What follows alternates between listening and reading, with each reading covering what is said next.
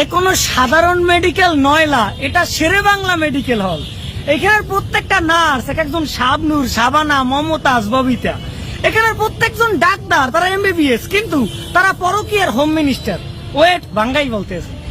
যারা মনে করে শেখ হাসিনা পালাই গেছে, শেখ হাসিনার আত্মীয় স্বজন বাংলাদেশে নাই, তারা এই মেডিকেলের বুয়া আয়া এদেরকে একটু লক্ষ্য করবেন, দেখবেন শেখ হাসিনার প্রত্যেকটা গুণাবলী তাদের মধ্যে আছে। এবং এইখানের যে দালাল, তারা তার বাপের চেয়েও আপনার ভালো চায়। এই যে মেডিকেলের পিছনের যে রাস্তা, এই রাস্তাটা সুপার সিঙ্গাপুরের রাস্তা। এই রাস্তা থেকে কোনো 8 মাস 9 মাসের গর্ভবতী নারী যদি এখান থেকে যায়, তবে তার ওটির প্রয়োজন নাই, তবে ওখানেই তার ডেলিভারি হয়ে যাবে, ওই গাড়িতেই। রাস্তার অবস্থা এমন। এখন বিস্তারিত বলি।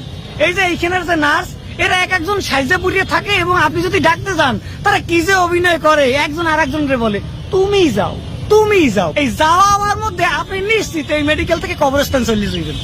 এইখানের যে ডাক্তার, তারা বলছিলাম পরকীয়ার হোম মিনিস্টার। কেন বলি? যারা পরকীয়া করে তাদের ঘরের বউয়ের চেয়ে ভাবিরে খুব ভালো লাগে।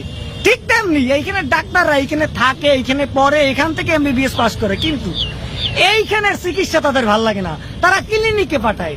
যেমন ঘরের বউ ভাল লাগে না, পাশের বাসার ভাবি ভাল লাগে, ঠিক তেমনি তাদের এই মেডিকেল ভাল লাগে না, তাদের ভাল লাগে ওই সেই ক্লিনিক। এখানে যে দালাল, তারা আপনার ভালো চায়, তার বাপের ভালো চায় না, আপনার ভালো চায়। আপনার বাপে আপনার কি ভালো চায়, কিন্তু এখানে যে দালাল, তারা আপনার ভালো চায়। তারা বলবে এই ক্লিনিক থেকে সেই ক্লিনিকে যান, সেই ক্লিনিক থেকে এই ক্লিনিকে যান, পয়সা গুনতে গুনতে ফকির হয়ে যান। আর এইখানের যে বুয়া যাদের কথা বললাম, তাদের যে কি ব্যবহার, বাবা গো বাবা, তা তো বললে বোঝানো যাবে না। তাদেরকে ম্যাঠাম বলতে হয়, ম্যাঠাম। তাদেরকে বলতে হয় আপা একটু আসেন, আপা একটু ক্যাথেটারটা পড়ান, আর পয়সা গুনুন। এইখানে পয়সা ছাড়া কোনো কথা হয় না। টাকা যে কথা বলে, শেরে বাংলা মেডিকেল তার সবচেয়ে বড় প্রমাণ।